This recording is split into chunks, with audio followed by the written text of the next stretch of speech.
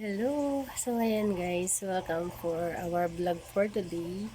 So, ang vlog po natin for today, di ba nung nakaraan po ay nagpaayos ako ng aking e-bike. Tungkol sa aking e-bike guys. So, ayan. Magcha-charge po tayo kasi lobat na po yung aking e-bike. So, i-charge po natin. Tuturuan ko po kayo kung paano po yung pag-charge po ng e-bike na para hindi po madaling masira yung inyong battery. So, let's go guys! So, heto na nga po ang aking e-bike.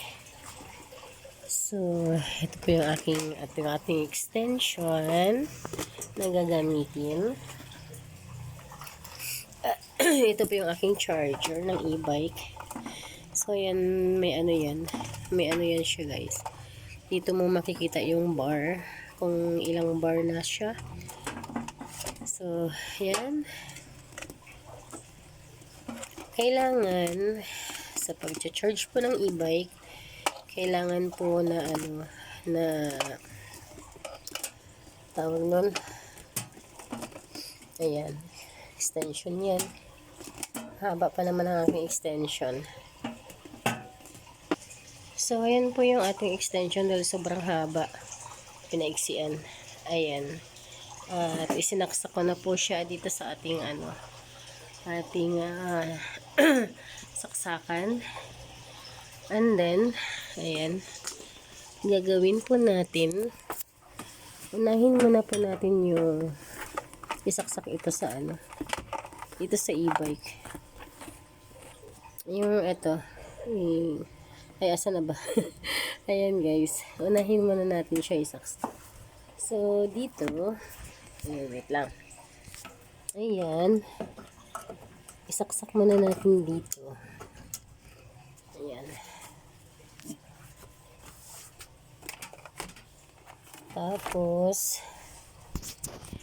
bago po natin siya isasaksak dito sa ayan, sa kuryente na papunta na dun sa sa pinaka power niya. So, isaksak lang po natin yan guys.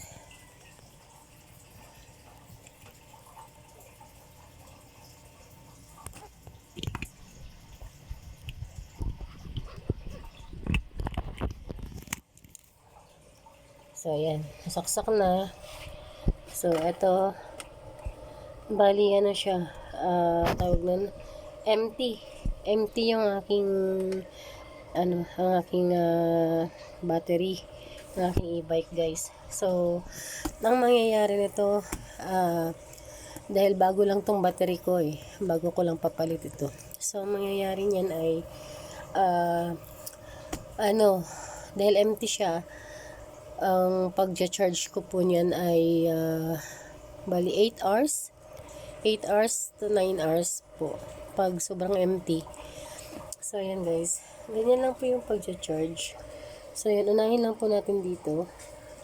Ayan. Bago po papunta dito sa ating extension.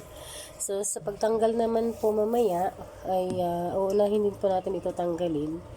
At saka, bago po natin, ayan, tanggalin dito. So, ayan guys. Ayan lang po. Sana may natutunan kayo. Ayan. Medyo tumagal na rin din yung aking battery. Ayan. Sana may natutunan po kayo sa araw na ito.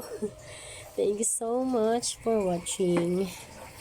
Yan po yung ating e-bike.